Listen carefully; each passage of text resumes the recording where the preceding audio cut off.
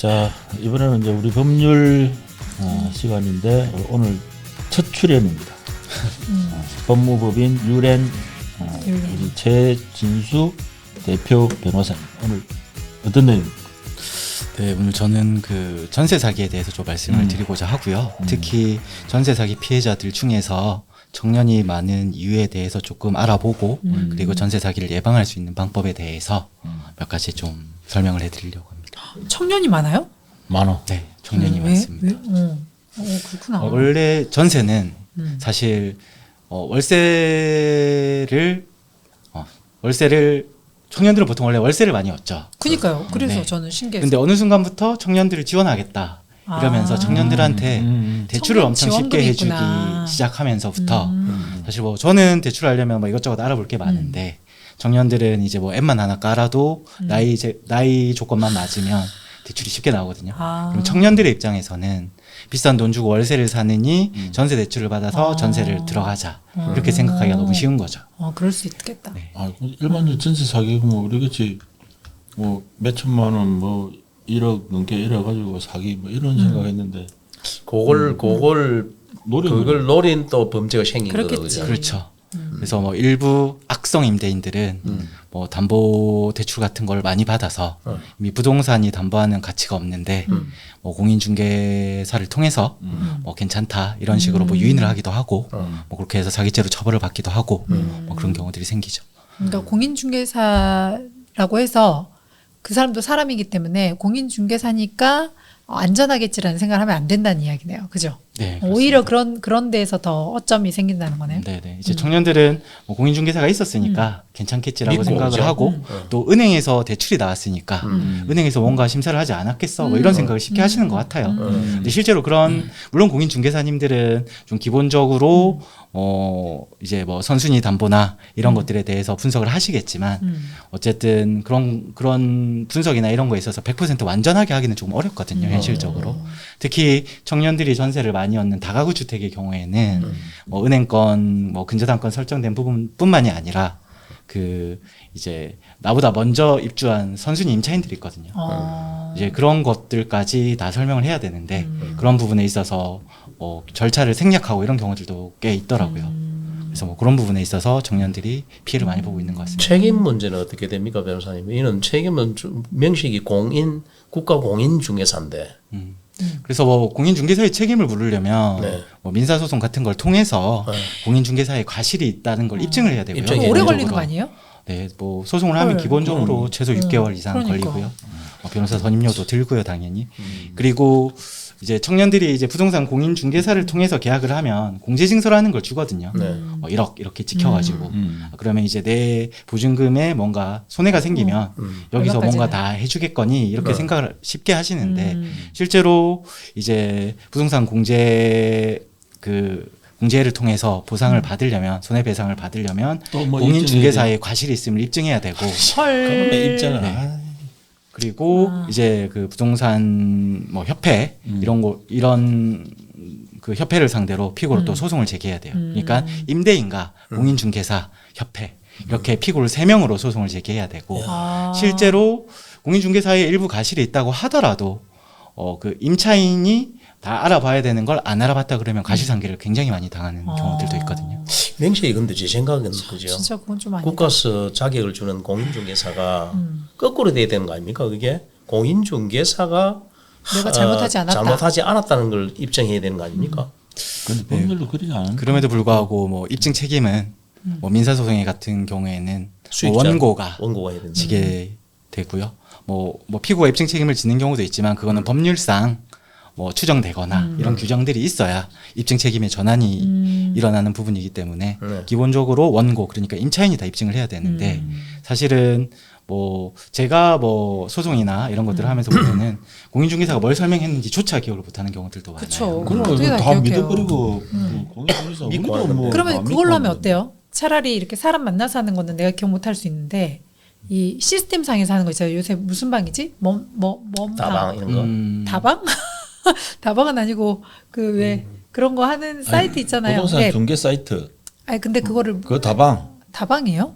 이름이 다방이야. 아니 그 말고 그 다른 있잖아 방인 것 왜저저저 직방, 직방 뭐 이런 거. 어? 그런 데서 하는 거는 그러면 오히려 훨씬 더 안전한 거 아니에요? 근데 뭐 거기에 다 남아있잖아요. 직거래를 하는 경우도 있고 뭐 다방이나 직방 같은 앱을 이용하더라도 공인중개사들이 대부분 올리는 물건들이 그렇죠. 대다수거든요. 근데 물건. 그래도 거기에는 구두상에 하는 게 아니라 어찌 됐든 거기에 자료가 다 남든지 다 있잖아요. 증거 자료를 남기지 않나. 그런데 거기는 이제 중개 물건을 올리고 어. 실제로 거래는 공인중개사를 다시 만나서 아. 연락을 하고 이루어지기 때문에 실제로는 거의 똑같은 거죠. 그럼 공인중개사 이걸 이름을 바꿔가지고 또 또 시작됩니다. 멀리 간다. 또 멀리 가. 또 멀리 가. 또 멀리 가. 해든지 그러면 자꾸 데려오기 힘들어요. 이게 지난해 변호사님이 좀그 할 일이 진주 빌라 대규모 전세 사기도 있었잖아요. 네. 참. 근데 청년들이 그런 일 당하면 혹시 사례가 있어요? 직접 네. 보신? 그런 일 많이 당하면 되게 막 아무것도 하기 싫을 것 같은데. 그러니까 그렇죠. 그래서 회복이 신용불량이 회복이 되게 되기도 어려울 것 하고 같아요. 그리고 뭐 신용불량이 돼서 뭐 어떻게 해야 되는지 고민하기도 하고 지금 뭐 제가 실제로 했던 의뢰인들 같은 경우도 뭐 소송을 승소하더라도 결국에는 그 부동산에 담보되는 가치가 없으면 경매를 하더라도 남는 뭐 게 받아갈 못 게 받지. 없거든요. 그래서 뭐 경매를 신청했는데 경매 절차가 신청인이 받아갈 게 없으면 또 중단이 되고 이런 케이스들도 많고요. 그러니까 그래서- 특히 젊은이들은 법률적 상식이 아무리 똑똑하다 하더라도 그걸 범죄로 하는 그러니까 범죄인들에 비해서 떨어지거든. 당연하죠. 쏘길라 하는데 뭐 그걸 그런 걸 구제해 주는 게 국가가 해야 될 일 아닙니까? 그거에 대한 뭐 헌법 방법은 소원을 없나요? 해볼까? 그러니까 지금 현재? 아니 작년에 그 진주 빌라 대규모 전세 사기 사건이 발생을 했거든요. 그때 주택 30여 채에 100여 세대. 그리고 경찰 추산 피해액도 한 50억, 60억 그 가까이 됐거든요. 그 정도면 특정 지역 아니에요? 진주 안에서도? 근데 막 여기저기 하진 않았을 거잖아요. 한 30채를 이렇게 받아가지고 음.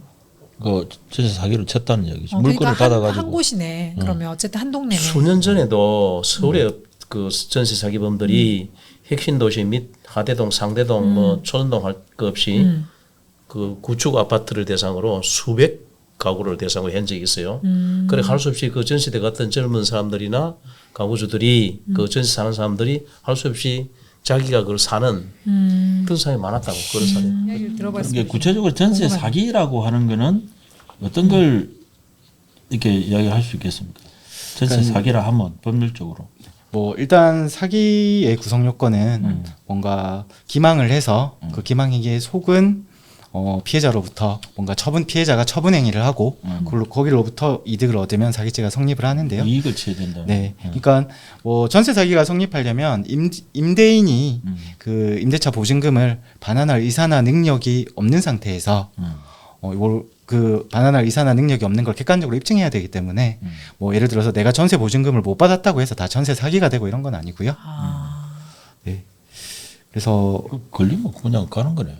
그래서 일단은 피해자들은 너무 억울하니까 예를 들어서 다가구 주택이 있으면 다가구 주택의 피해자가 보통 한 10세대 정도 되면 5세대, 6세대 이렇게 같이 모여서 고소를 하기도 하고 하는데 또 수사 과정에서 시간이 너무 오래 걸리고 또 이제 뭐 집은 나와야 되는데 임대차 보증금이 안 돈 빠져서 없고. 이사도 못 하고 뭐 그런 게 되게 힘든 케이스들이 많이 있고요.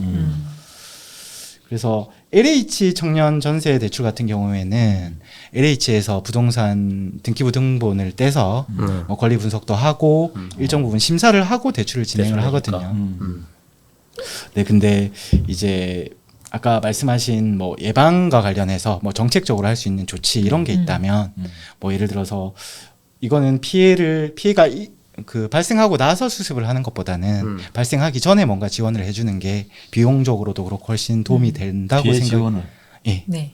뭐 피해 지원도 물론 필요하지만 그 사전에 예방. 예, 사전에 예방할 수 있는 그런 정책들이 있으면 예를 들어서 뭐 시에서 혹은 동에서 뭔가 좀 그 등기부 등본을 보고 권리 분석을 해준다든지 그 비용을 지원해 준다든지 그런 것들이 좀 정책적으로 되면 필리핀처럼 마약하면 사형하듯이 그냥. 근데 그거는 누가 분석을 해줘요? 권리 분석은? 보통은 할 수 뭐 있는 자격이 누가 있어요? 뭐 꼭 자격이 필요한 건 아니고요. 네. 부동산 등기부 등본을 봤을 때 네. 근저당권 같은 게 네. 있고 혹은 이제 뭐 시에서 좀 정책적으로 한다라고 하면 예를 들어서 다가구 주택 이제 청년들이 원룸이나 투룸 같은 경우를 많이 얻는데 네. 다가구 주택 같은 경우는 선순위 임차인들이 있거든요. 네. 그러니까 선순위 임차인들이 전입신고하고 확정일자 받으면 그게 이제 근저당권 잡은 것처럼 물론 그 부동산 인도도 받아야 되고요. 그러면은 근저당권과 같이 우선 변제권이라는 게 생기거든요. 근데 이제 내가 10세대가 있는 다가구 주택이 있는데 10번으로 들어갔다. 그럼 내 앞으로 1번에서 9번까지 나보다 돈을 먼저 받아가는 사람들이 있는 거거든요. 뭐 그런 부분에 대해서 뭐 안내를 해준다든지 뭐 그런 부분에 대해서 좀 고민을 해보면. 근데 좋을 그 것 같다는 생각이 나는 듭니다. 이해가 안 되는 게 그걸 공인중개사를 통하든지 할 거 아니에요. 계약 쓸 때 공인중개사 분명히 이걸 고지를 하시 싶은데 내가 10번째다 9번째다 사기치려고 하는데 그걸 고지 하는 아니 물론 뭐 공인중개사- 고지를 하는 경우들도 있고요. 공인중개사가 반드시 해야 되는 거 아닌가요? 하게 돼 있죠. 네. 그래서 그걸 안 하면 그러면 이게 만약에 문제가 생겼을 안 했다는 경우에 이거는 네가 10번째 받기 때문에 여기에 뭐 담보가 뭐 10억쯤 돼 있다. 하나? 네? 그런 이야기 안 하지. 아니 근데 그래서 그러니까 했다고 하고 그래서 이게 본인이 기억을 해야 되는데 기억을 못 하는 경우가 많다고 하셨잖아요. 그 했는지 안 했는지. 부동산 임대차 계약서에 이제 뭐 근저당권이야. 그걸 안 하면 너무나 큰 가실이기 때문에 많이 쓰거든요. 그런데 이제 우선 그런 경우에는 임대인의 협조가 필요합니다. 근데 공인중개사의 입장에서도 임대인이 협조를 안 해주면 안 알려주면 그 모든 걸 조사할 수는 없거든요. 사실은. 그래서 어쨌든 뭐 공시되지 않은 권리관계 이렇게 해서 기재를 하도록 되어 있는데 그걸 공인중개사가 전혀 기재를 하지 않았다. 그러면은 이제 그 설명했다라는 걸 공인중개사가 입증해야 되는 거죠. 입증 책임이 물론 전환 일어납니다. 기재를 하지 않으면. 그런데 어쨌든 뭐 그 공인중개사나 뭐 공인중개사 협회 공제조합에 뭐 소송을 하더라도 결국에는 어쨌든 그 소송을 통해서 공인중개사의 가실이 인정이 뭐 물론 되는 경우들도 있는데 그렇다고 하더라도 가실상계가 벌어지는 경우들이 굉장히 많거든요. 임차인도 필요한 주의무를 다하지 않았다. 가실상계가 돼서 상계라는 말은 정확하게 좀 쉽게 풀면 퉁치는 거죠, 까는 거죠. 제가 받아야 되는 돈에서 변호사님 그 퉁치고 까고 이래야 되나? 쉽게 말해달라고 하셨잖아요. 그렇고. 네, 요구사항이 엄청 그 상계는 잘 법률적인 용어고 퉁치는 건 평상하다 이렇게 보면 돼요. 알겠습니다. 그럼 우리 변호사님 그 전세 사기 안 당하려면 기본적으로 어떻게 해야 될까요? 전세를 안 해서 오면 됩니다. 월세로 사시면. 아니 우리 변호사님 매주 불러라. 아이, 저런 게 기억에 남다니까요. 무슨 코드? 이렇게 그러니까 내가 구구절 잘 안 쓸데없는 해도 소리 하지 말고. 그렇죠. 핵심만. 그러니까 실제로 근데 아까 제가 처음에도 말씀드렸지만 청년들이 전세를 많이 얻는 게 사실은 대출이 쉽게 나와서 그렇거든요. 청년을 지원해주고자 좀 좋은 집에서 청년들도 고시원 이런 데 살지 말고 그래서 좀 사람답게 살아라 뭐 그런 좋은 취지잖아요. 정책 자체는. 그런데 대출이 나오니까 전세를 얻고 근데 또 전세를 얻으니까 사기를 당하고 사실 이게 좀 뭔가 역효과 뭐 이런 그러니까 것들이 능력이 생기는 것 부족할 때는, 같아요. 정부에서 하는 시책을 역이용한 사기꾼들이 또 발생한다. 쉽게 청년들한테 쉽게 전세자가 목돈을 대출해 주니까 그걸 노린 또 범죄인들이 또 사기꾼들이 등장한다는 거죠. 그리고 주택임대차보호법상 소액임대차보증금이라고 해서 내가 사는 건물이 경매를 넘어가거나 할 때 가장 우선하여 변제받을 수 있는 그 소액 그 임대차 보증금이 있거든요. 그 소액임대차 그 보증금이 지역에 따라서 다 다른데 진주시 같은 경우는 일단은 7,500만 원 이하의 그 임대차 보증금을 가지고 계약을 했을 때 2,500만 원까지는 재우선 변제가 됩니다. 7,500인데 2,500까지는 네, 7,500 중에 30%밖에 2,500. 안 되네. 그러면 2,500 이하의 보증금으로 나머지 월세로 계약을 하는 게 그나마 차라리. 가장 안전하다는 것이고 그게 아니라면 전세 보증보험을 가입하시면 됩니다. 전세 아, 보증보험. 보험. 네. 물론 근데 그것도 보험료가 수십만 원 들기 때문에 청년들에게는 당연히 부담이 되는 건 맞고요. 그러지 우리가 말고 자꾸 전세 우리가 자꾸 보증보험을- 월세가 나쁘다는 생각을 손해라는 생각을 자꾸 하는 것 같아요. 그래서 자꾸 전세를 하는 그러니까 거예요. 전세는 우리나라밖에 없다며. 왜 은행 돈 벌어주는 일을 자꾸 하지? 그냥 그러지 직거래하고 나면 말고 될것 같은데. 젊은이들한테 국가에서 내지는 지방자치단체에서 그냥 집을 공짜로 그래 주자고. 빈 집도 많잖아. 공짜로 줘 공짜로. 그러니까. 그 임대료를 누가 주느냐? 임대료는 시에서 주자는 거지. 지방자치단체에서. 차라리 그게 그러면 지방자치단체도 사기치는 놈 또 나타날까?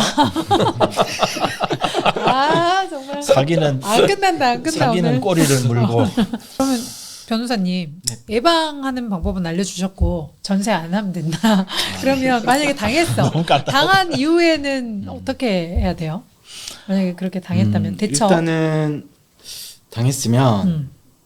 이사를 나가야 되는 상황인데 보증금을 못 받고 있는 상황인 거잖아요. 그렇겠죠. 네. 그러면은 일단 임차권 등기를 하고 음. 이사를 나가시면 되고요. 네. 다만 임차권 등기를 하고 나면 일단 은행에서도 뭐 신용불량자로 등재한다거나 바로 뭐 전세 대출금의 상환을 요구하지 않고 이자만 내고 이제 유예를 시켜주는군요. 유예가 대출 기한 연장이 되겠죠. 연장이 되는 걸로 알고 있거든요. 그래서 임차권 등기를 반드시 하시고 이사를 나가시고 그리고 주택을 임대인에게 인도하고 나면 일단 네. 연 5%의 지연 손해금이 붙고요.